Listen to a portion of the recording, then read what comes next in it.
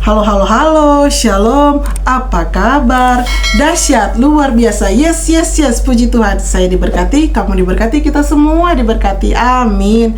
Berjumpa lagi dengan Enci Ika Fitri dalam Bina Anak Pelajaran yang ke-13. Kali ini dengan judul kisah saat Yesus sedang berdoa.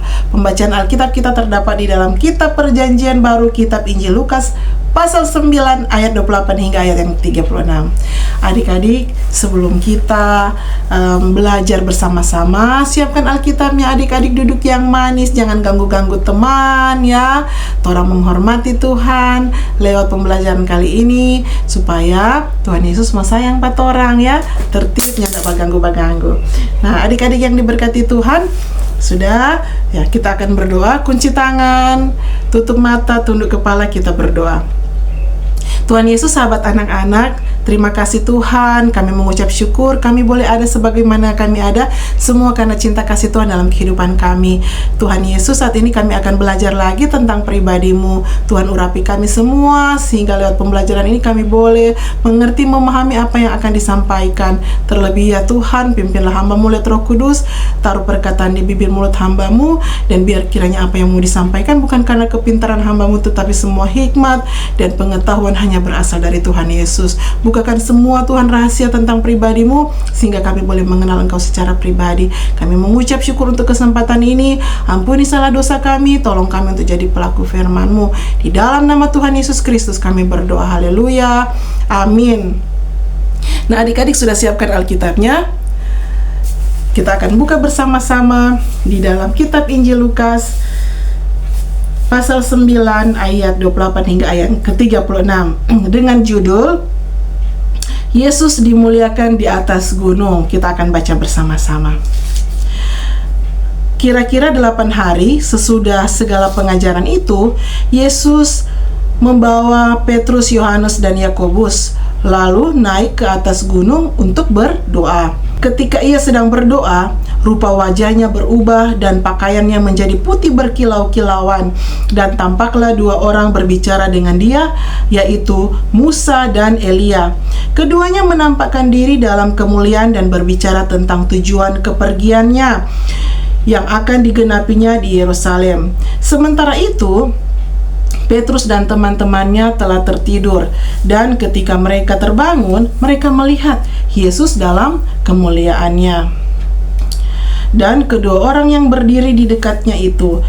Dan ketika kedua orang itu hendak meninggalkan Yesus, Petrus berkata kepadanya, "Guru, betapa bahagianya kami berada di tempat ini. Baiklah, kami dirikan sekarang 3 kemah, satu untuk engkau, satu untuk Musa, dan satu untuk Elia." Tetapi Petrus tidak tahu apa yang dikatakannya itu. Sementara ia berkata demikian, datanglah awan menaungi mereka.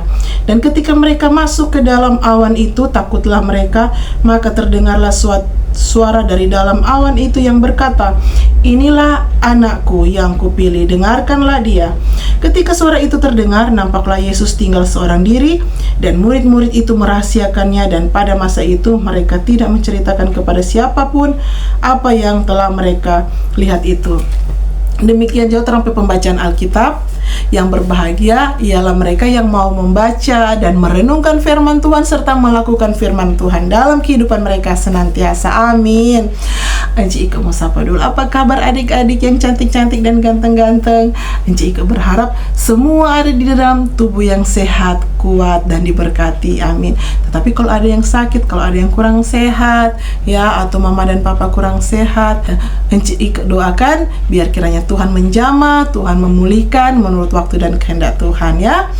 Kalau Tuhan pulihkan untuk kesehatan, jangan lupa pakai untuk memuliakan Tuhan ya. Pergi di sekolah minggu ataupun pergi di pondok gembira ya adik-adik. Nah, adik-adik yang diberkati Tuhan, orang sudah belajar Kang sepanjang bulan ini tentang apa? Tentang bagaimana itu torang berdoa. Pembelajaran sebelumnya, pelajaran yang ke-9 Kang adik-adik, Yesus mengajarkan tentang apa? Iya, tentang doa Bapa kami, doa yang sempurna. Kemudian apa lagi yang terang belajar bulan ini? Yesus memberi makan 5.000 orang lewat 5 roti dan 2 ikan, ya. Mujizat terjadi saat itu. Tuhan Yesus mau kasih ajar tentang bagaimana orang harus mengucap syukur, ya. Dan ada cerita lagi tentang apa? Seorang janda dan hakim, ya. Doa memang merupakan suatu kebutuhan adik-adik, ya, untuk orang umat manusia. Jadi ini janda kata berulang-ulang datang memohon kepada hakim, ya, pada minggu yang lalu, supaya tuh hakim punya dia punya kasus, boleh hakim mau kasih lolos, kasih menang. Karena hakim ini suganu, dia datang-datang terus, akhirnya hakim menolong ini janda adik-adik. Apalagi itu orang udah belajar, iya, tuh seorang yang minta 3 roti pada dia punya sahabat, itu dia toki-toki itu pintu pada tengah malam kan adik. Jadi mau ceritakan bagaimana orang harus mencari Tuhan secara berulang-ulang, ya. Orang berjumpa dengan Tuhan baik tengah malam, taruhlah tengah malam, subuh, terserah orang, karena Tuhan yang tidak pernah membatasi orang untuk berjumpa dengan Tuhan Yesus, ya toh. Kalau manusia orang mau cari ulang-ulang pasti mau marah, tetapi tidak dengan Tuhan. Malah Tuhan lebih senang kalau orang datang cari Pak Tuhan, berjumpa dengan Tuhan, tidak memandang waktu, taruhlah tengah malam, subuh, pagi-pagi buta, karena itu yang Tuhan kehendaki toh. Kalau berjumpa dengan Tuhan tengah malam, DP signal lancar, ya. Tuhan tidak mau marah, Tuhan siap memberikan telinga, ya, untuk mendengarkan orang seruan doa, orang isi hati, ya. Ketuk terus tuh pintu surga, pintu hati Tuhan. Amin adik-adik. Nah, adik-adik yang diberkati Tuhan, kira-kira 8 hari sesudah segala pengajaran Yesus, Yesus mengajak 3 murid. Siapa? Ya, Petrus, Yohanes, dan Yakobus naik ke atas gunung. Untuk apa? Berdoa. Nah adik-adik, Tuhan Yesus mau kasih ajar, Tuhan suka kasih contoh pada orang, sebelum melakukan segala sesuatu dan sesudah melakukan segala sesuatu, orang harus berdoa, ya. Berdoa mengandalkan Tuhan, sedangkan Tuhan Yesus berdoa adik-adik. Nah adik-adik, memuliakan Tuhan itu sama dengan orang menjunjung tinggi, mau menghormati, orang menghormati Tuhan. Bagaimana orang mau berbuat baik, bagaimana orang berbuat kasih, ya, untuk kepujian nama Tuhan, ya. Berbuat baik dengan orang berpikir, berkata, dan bertindak seperti itu adik-adik. Nah, sebagai orang ini, sebagai gereja adalah orangnya toh, memuliakan Tuhan lewat orang pesikapi pribadi, ataupun orang ada sama-sama dengan orang teman-teman di sekolah, ataupun di sekolah minggu, di ibadah. Kalau kita menjadi anak-anak Tuhan yang baik, tentunya lewat pribadi kita, orang akan berbuat bagaimana membahagiakan orang lewat orang pergaulan, orang komunitas yang ada, sehingga menjadi berkat, memberkati banyak orang, dan menyenangkan hati Tuhan tentunya, ya. Boleh begitu adik-adik? Ayat 29. Ketika ia sedang berdoa, rupa wajahnya berubah dan pakaiannya menjadi putih berkilau-kilauan. Nah adik-adik masih ingat tuh cerita Nabi Musa, ya, ada naik ke Gunung Sinai, tuh ada merumuskan itu 10 hukum Taurat. Kalau dia turun tuh, di situ dia wajah memang dibungkus dengan kemuliaan, berkilau-kilauan, ya. Adik-adik, orang tubuh ini tubuh duniawi, ada juga orang tubuh surgawi, tubuh rohani, ya. Ya, orang Alkitab bilang di 1 Korintus 15 ayat 43, tubuh kebangkitan kita ini menjadi tubuh kemuliaan seperti tubuh Kristus. Dan ini hanya bisa dilihat secara supranatural adik-adik, ya. Di 2 Korintus juga, jika ada catat 2 Korintus 3 ayatnya yang ke-18, orang ini mencerminkan kemuliaan Allah, ya, karena kemuliaan itu datang dari Allah, ya. Orang ini diubah menjadi serupa dengan Allah, ya adik-adik, seperti itu. Jadi orang harus menjaga orang pergaulan dengan Tuhan. Sebelumnya ini murid-murid Tuhan Yesus tahu bahwa Yesus ini cuma sebagai seorang guru yang berkeliling dari satu ke kota yang lain, mau melakukan penginjilan, pengajaran-pengajaran, dan melakukan mujizat, ya. Mujizat penyembuhan, apabila ada yang sakit Tuhan sembuhkan, ya, dan juga memberi makan 5.000 orang toh. Jadi mereka tahu Tuhan Yesus ini sebagai guru mereka. Tetapi suatu waktu Tuhan izinkan ini 3 murid Tuhan Yesus, mereka boleh melihat bagaimana itu Tuhan Yesus boleh Alkitab mengatakan dibungkus dengan kemuliaan. Tuhan pemuka berkilauan, itu baju memang mengkilat ya, bersinar, putih bersinar ya. Ayat 30, tampak ada dua orang bercerita dengan Yesus, yaitu siapa adik-adik? Ya, Nabi Musa dan Elia. Jadi keduanya menampakkan diri dalam kemuliaan dan berbicara tentang tujuan kepergiannya, kepergian Yesus Kristus yang akan digenapi ya di Yerusalem. Nah, jadi keduanya ini menampakkan diri dalam kemuliaan dan berbicara tentang tujuan Tuhan Yesus di dunia ini. Ya, sebagai penggenapan dalam perjanjian lama. Ya, jadi ini dua nabi besar dalam perjanjian lama, Nabi Elia dan Nabi Musa. Nah, ini Yakobus, Yohanes dan Petrus, dorang menjadi murid yang sangat bersyukur adik-adik. Kenapa? Karena dorang tiga ini terpilih dari 12 murid yang Tuhan izinkan melihat kejadian tersebut, di mana mereka melihat Yesus dalam tubuh kemuliaan. Ya, jadi mereka bertiga mungkin menjadi kelompok inti dalam penglihatan mereka tentang Tuhan Yesus sebagai Putra Allah. Nah, adik-adik, dalam ayatnya yang ke-33, dan ketika kedua orang itu hendak meninggalkan Yesus, Petrus berkata kepadanya, "Guru, betapa bahagianya kami berada di tempat ini. Baiklah, kami dirikan sekarang 3 kemah, satu untuk engkau, satu untuk Musa, dan satu untuk Elia." Tetapi Petrus tidak tahu apa yang dikatakannya itu. Nah, adik-adik so tahu tuh bagaimana tentang Petrus pe karakter. Tuh, dia ini orangnya menggebu-gebu adik-adik, ya. Dia orang spekul, kata orang bilang. Dia pernah bilang bahwa dia yang akan senantiasa menjadi orang yang pertama yang mau bela Pak Tuhan. Tetapi adik-adik ingat toh, dia adalah orang yang menyangkal Yesus Kristus waktu Tuhan Yesus ditangkap. Ih, ini pengikut Kristus. Dia bilang, "Nggak, kita nggak kenal Pak Yesus." Ya, adik-adik seperti itu.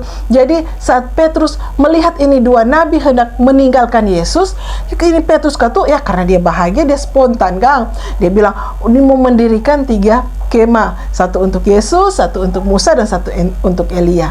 Ya, Petrus tidak tahu apa yang dia sampaikan, karena dia senang, dia semore, karena ada pengalaman rohani dengan Yesus ya, melihat kejadian tersebut ya, luar biasa. Mereka diberikan kesempatan untuk melihat kejadian yang supranatural tersebut ya, Tuhan izinkan, sehingga ini meneguhkan ini murid-murid Tuhan Yesus bahwa Yesus bukan hanya sekedar guru ya yang mereka kenal selama ini sebagai pengajar, tetapi juga dengan apa yang mereka lihat supaya mereka akan semakin yakin ya bahwa Yesus adalah benar-benar anak Allah yang akan menjadi juru selamat dunia. Ya adik-adik, dalam ayat yang ke-34, sementara ia berkata demikian, datanglah awan menaungi mereka, dan ketika mereka masuk ke dalam awan itu, takutlah mereka. Adik-adik, waktu kalau ada tiang awan dan tiang api, menyatakan itu penyertaan atau hadirat Allah ada. Ya, tadi disampaikan bahwa sementara itu datanglah awan, ya, karena itu merupakan kehadiran Allah. Ya, dalam ayat yang ke-35, maka terdengarlah suara dari dalam awan itu yang berkata, "Inilah anakku yang kupilih, dengarkanlah dia." Artinya adik-adik yang diberkati Tuhan, kita harus menjadikan Tuhan Yesus sebagai kepala gereja, meninggikan, mengagungkan, memuliakan hanya kepada Dia. Ya, sehingga apa yang Yesus mau itu yang kita kerjakan.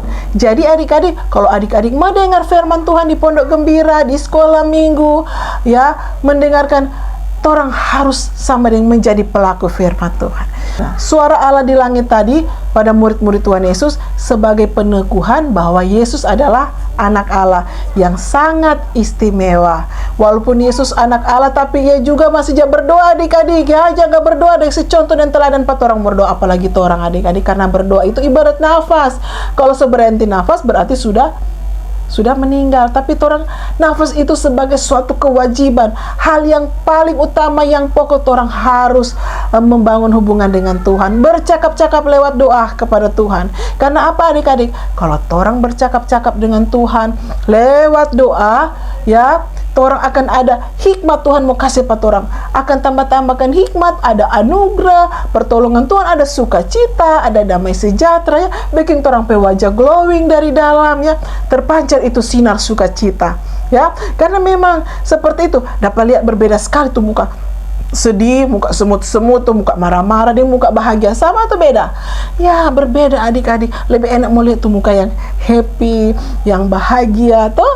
Nah, otomatis orang pemuka akan jadi bercahaya ya, ada kebahagiaan sekalipun orang ada dalam penderitaan adik-adik ya, apalagi ini sudah dalam minggu sengsara ya, orang memaknai itu kematian Tuhan Yesus ya di kayu salib ya, mesti ada perubahan sikap yang orang rasakan. Orang hidup meninggalkan dosa, dari biasa aja bantah pa mama dan papa, sunya ndak jam bantah, biasa jam mau make, sunya ndak jam mau make ya, biasa malas pergi gereja, semua rajin pergi gereja. Seperti itulah orang nampak dari orang pe buah-buah ya, orang pe sikap rajin, orang beribadah, orang berbuah-buah Roh Kudus, sehingga itu menyenangkan hati Tuhan ya adik-adik.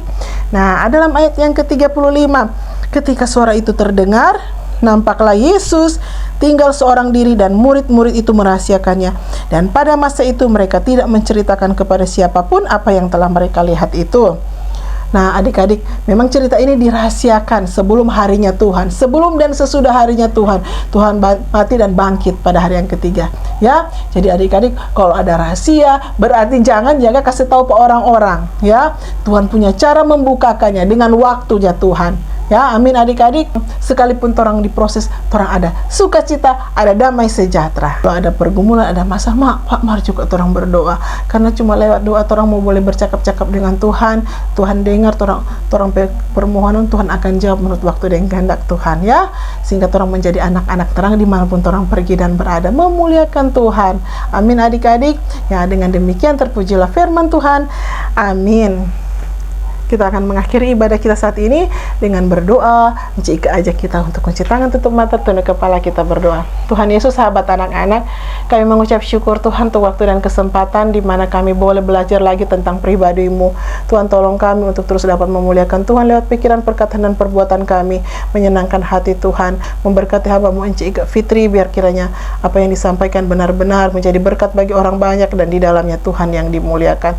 Berkati anak-anak sekolah minggu ini Tuhan, kedua juga orang tua mereka, agar supaya mereka akan senantiasa menjadi anak-anak yang benar-benar, anak-anak yang senantiasa mengabarkan Injil kemanapun mereka pergi dan berada. Biarlah Engkau memfasilitasi segala apa yang menjadi cita-cita harapan mereka Tuhan, dan biar kiranya Tuhan mereka akan senantiasa memuliakan Tuhan dalam kehidupan mereka.